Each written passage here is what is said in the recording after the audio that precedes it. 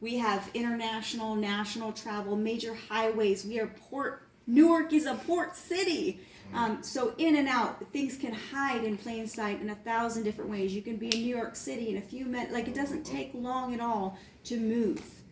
And it's happening right here. You don't have to move for it to happen. But that representation was just West Michigan. And West Michigan, I'm not from there, but I've been told that that's a suburban area. So just think about just Newark alone. What our wall looks like for Newark. What our wall looks like for New Jersey.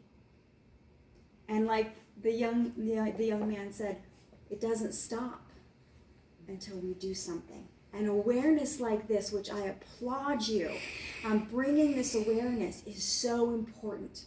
And that's what we are building. Together, we are building an army of everyday abolitionists everywhere, and best practice recovery resources in reach of every victim with you. How do we do that? We empower church, community, professionals to do abolition, including prevention, detection, action, advocacy, and survivor care. We'll retrofit what's already there to serve survivors, to identify this, because they're indicators specific to every profession. And where nothing exists, when we need a service that doesn't exist, we work collaboratively with best practice organizations to create those services. One example, if you turn to the next slide, this is our New Jersey hoving home. We moved out into this country area of Jersey. I had no idea New Jersey had so much country. 4 years ago to open a survivor home. And we collaborated with Times Square Church, Hoving Home, which is part of the Teen Challenge Network, to open this, because a lot of our victims couldn't leave the state because of parole issues and custody issues. So that left a whole lot of people with programs and resources that have a 0% success rate. And we're going to talk about why that is.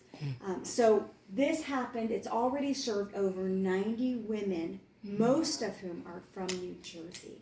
And they, as part of the Teen Challenge Network, they get over an 83% success rate for addiction, for human trafficking. It's a mixed population. So if you know, this serves specifically females, if you know a female struggling, this is a resource. You don't have to have insurance to access. You don't have to pay big fees. It's there for you. It's run by its own graduates. It's funded by donors. And so this is a resource we now have in Jersey. And our New York home has a women with children. So if you know women that are struggling, that are victims of human trafficking, addicted, that are pregnant or have children ages 2 or younger, they can heal together without being torn apart and kids put in the foster system. So, and we're also working right now, as far as that goes, with different churches to vet and prepare people for foster care for people going into the program that don't have family. So again, we're not adding trauma to, well, mom is healing. We're not adding trauma. We're creating solutions, community-based solutions that are effective. And again, we don't have to recreate those wheels. We're not creating a foster care system. We are working together. Does that make sense? Right. So this is one example. That was just an amazing miracle, and it's a beautiful campus. We host a lot of different events there. We bring people through because it's mixed population. We can take you on a tour, take a group on a tour. We'd love to take you there to see what God is doing right here. And we have a traveling choir that was featured at the Attorney General's Human Trafficking event last year. I think one of our videos has a picture of that. Go ahead and turn to the next slide, please. So a lot of people ask, well, how did you get involved with this? What started you in this? So this right here on the right is me. I'm originally from Southern California, but at that time I was in Washington State. In that school picture, I was 12 years old and I was planning to take my life. I was a broken kid that had survived a lot of the trauma that I help victims today survive. And I was a prisoner's daughter, but I had it together on the outside. Like, people didn't know I was a hot mess. And I kept that secret. But then I had an encounter with God. And he set me free. He took the shame and all of the weight of the mess that I had to deal with immediately away. I know that your organization serves people of faith and not faith. I don't want to push that issue, but it is powerful what can happen in a moment. And so from that moment on, and I tell my story because if I can be used in this way, you can be used. Because I was a kid that had no resources, very little. But what I was able to do was powerful because I simply used what I had in my hand. In fact, if you look in the Bible from Genesis to Revelation, every time someone was called to lead people out of slavery or prevent it, they were diverse. They were young, old, male, female, teenagers, moms, dads, a lot of different people. But they all had this in common. They simply used what they had in their hand at the time. And for most of them, it was the tools of their trade. And so when I say that every profession has indicators of human trafficking, even professions you wouldn't think. I mean, you might think, yeah, healthcare, of course, law enforcement, but banking, real estate. So helping those people in those professions identify it is essential. But not only that, on the flip side, they help heal it too. So just to give you a few examples, we have a national bank piloting an education and employment reentry program at our survivor home. Wow. We have a tattoo artist that comes in to cover up tattoo brandings for free. Again, she's not leaving her profession. She's just using a little bit of her skill set to help heal what's going on. We have one of the top pottery artists in New Jersey doing an art therapy, a biblically based art therapy in our survivor home once a month. So it's using your skill, using your passion, using what you love and do to help identify and heal human trafficking. So for me, what did a 12-year-old kid have? Well, this is me being baptized in the Glacier River water that flows down from Mount Rainier. If you know anything about the Seattle area, you see that mountain. That's what they're known for, is that mountain.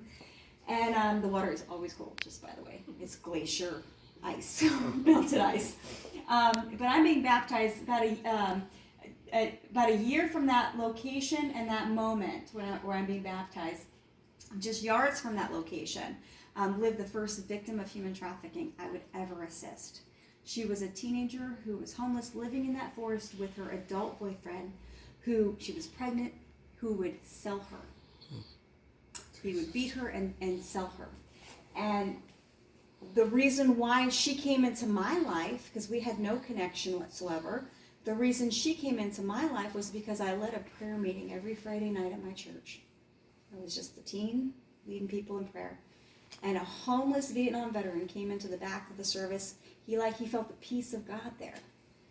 And so one night I was locking up and I asked that homeless veteran, I said, why? He was a good guy. We'd seen him around town, a small town, so he wasn't someone we were afraid of. And they said, why are you homeless? Because every summer I worked they had a student program in the Washington State Soldier Home in our town.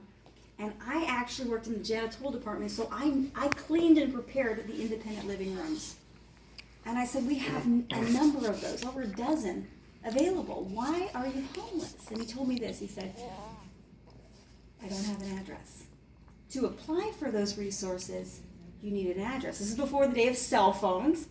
They had no way to contact you. The application process takes a while.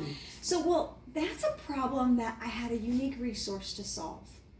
And so we moved him in and started giving him an address so he could apply for that resource. And in the middle of that, he told us about this homeless girl that she lived in the same forest he lived in. And he brought her into our lives, and we moved her into my mom's room. And we helped get her on her feet. And we didn't know much, but the things that we absolutely needed, we had. And that's just where we started. Now, I don't advocate that everybody do what we did. There are resources and a growing number of resources, but God used the resources, the very meager. I was raised by a single mom. We had to save our change to buy toilet paper. Just being real. So we didn't have a plethora of resources, but we had what was needed. And so if God can use me, and I speak in schools, I take the faith part out of it because we can't really share that part, but in our professional and accredited trainings, we don't talk about this. But if God can use me, He can use you. I don't care how limited you think your resources, connections, your knowledge, God can use you. And so I just want to encourage you in that way. Go ahead and turn to the next slide. So this is something cool that we've been doing for the last 10 years.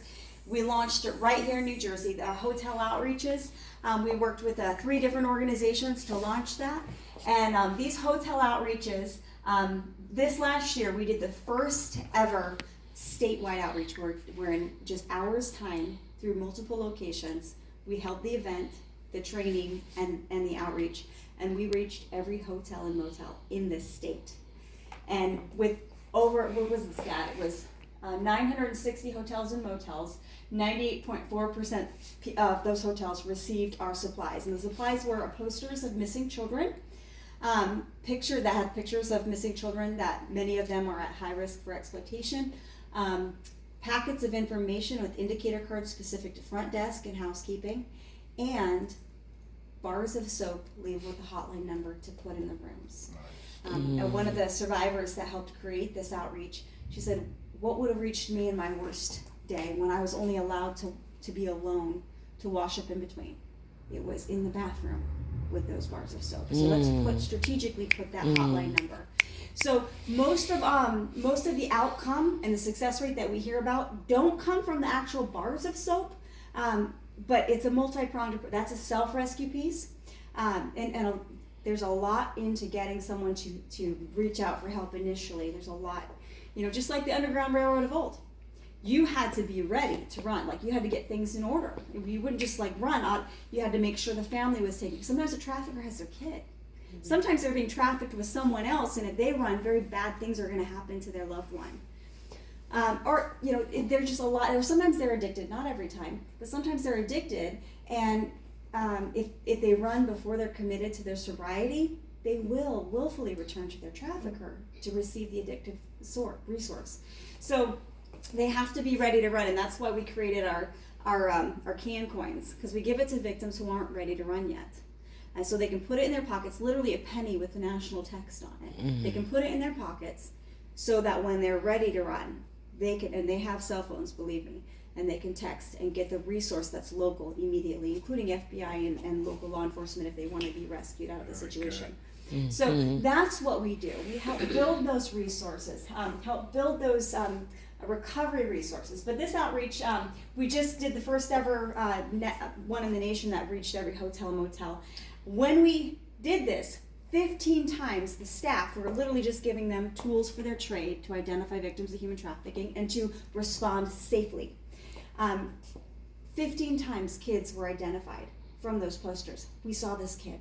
And that meant that immediately they're calling the hotline numbers for missing children and for the human trafficking hotline number. So it just starts this ripple effect. We just published, and we posted today and yesterday, the new hotline poster for the state of New Jersey, so people can take it to their communities, to their hotels, and to their truck stops, and so people can be looking. But there were only a few repeats.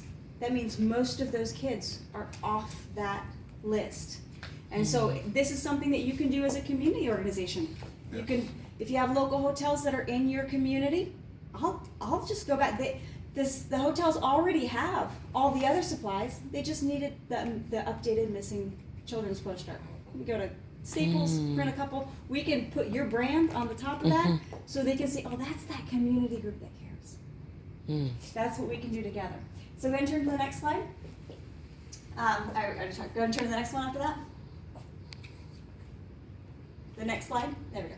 I want to just kind of dispel a few myths, because when it comes to human trafficking, there is a lot of misinformation.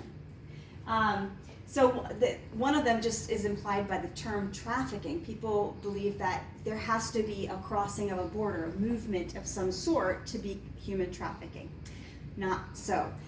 In fact, there's a growing scenario where middle school students are being trafficked by other middle school students while they're in school in the student bathrooms. So it's happening in the common spaces. It's happening in Newark. I've had law officers that work in those schools say, Mandy, they're not even going, these gangs aren't even going after the high schools as aggressively as they are the middle schools. And gang recruitment and all of that, everything. And with that, especially for females, that's human trafficking. Another idea is that it only happens to females. It's men, women, boys, girls, all different ages, all different backgrounds. Basically, it is the most undiscriminating thing. Anyone can be a trafficker, anyone can be a purchaser, anyone can be a victim. If you follow us on social media, and I encourage you to do that, we post articles, we post information, outreaches, trainings, everything. So use that as a resource. If you're a person of prayer, pray over those posts. But we use that as a resource to engage people. But you'll see teachers, pediatricians, all a part of victimizing children in human trafficking. So you'll be shocked. So it doesn't just happen internationally. In fact, it happens right here in the U.S., every state, city, suburbs, rural areas, everywhere.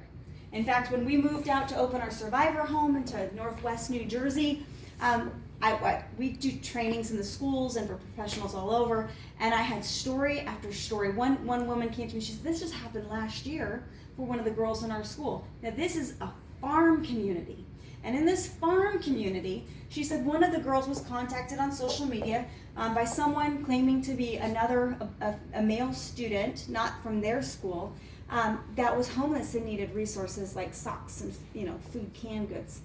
And so this girl was planning on meeting up with this person in a location, a public location, and get to give him these supplies. Well, in the middle of that, the parents found out about it and reached out to law enforcement. Law enforcement traced the cell phone number.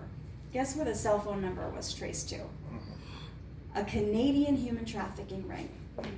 She would have just been a missing kid, another missing kid that just disappeared. So many of our missing children that we see on posters in Walmarts are victims of human trafficking. So it doesn't just happen it doesn't happen when money is transferred. People think, well, if cash wasn't exchanged, then it wasn't human trafficking. It can be the exchange of goods or services.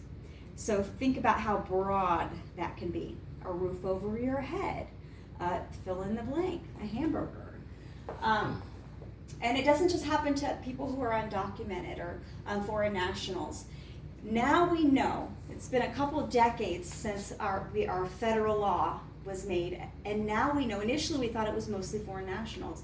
Now we know 83% of the victims of human trafficking today are our own citizens. And there are a lot of stats that have been passed around for the last 2 decades, and I usually only quote things that I know ring true with the service provision that we've done, because some of them have been debunked and questioned, and there's always some group trying to challenge something. So that really rings true. Most of the victims are our own citizens. It only happens when someone is taken. No, you don't have to cross any kind of barrier. A lot of times people are being trafficked right in the same area. Sometimes they will move you in a circuit that's in a region. It just happens in regular places. One of our Jersey survivors she went to Tuckerton High School, and she was trafficked in Atlantic City. So not far at all. Why wouldn't she just run home? Well, because force, fraud, or coercion. They're using some form or even chemical restraints of addiction. Sometimes they intentionally make you addicted to keep you there, to control you. So other ideas, if someone is not physically bound, they can leave, right? Or if they have a cell phone, well, they can call 911, right? No, these cell phones aren't always freedom devices. These are often used by the trafficker to track the individual, to text every 15 minutes, to put those parental things to find out what they're saying and doing constantly. These become control devices.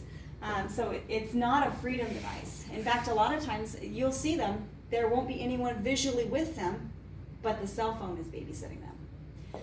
And sometimes it's other teenagers who are working with the trafficker, who are keeping an eye. So it looks like a couple teenagers in the mall, but really one is being controlled by the other.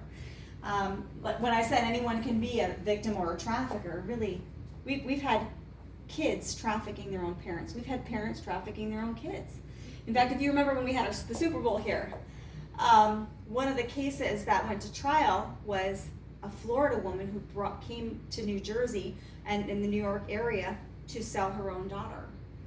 So anyone can be a victim, and it's not a new issue. I have a friend in New Jersey. Over 50 years ago, she lived in Long Island, and she was trafficked with all of her siblings by her own mom. It is not a new issue, but it is escalating because people who would never normally harm other people are getting involved for greed. It is so lucrative because you can sell a person again and again and again. The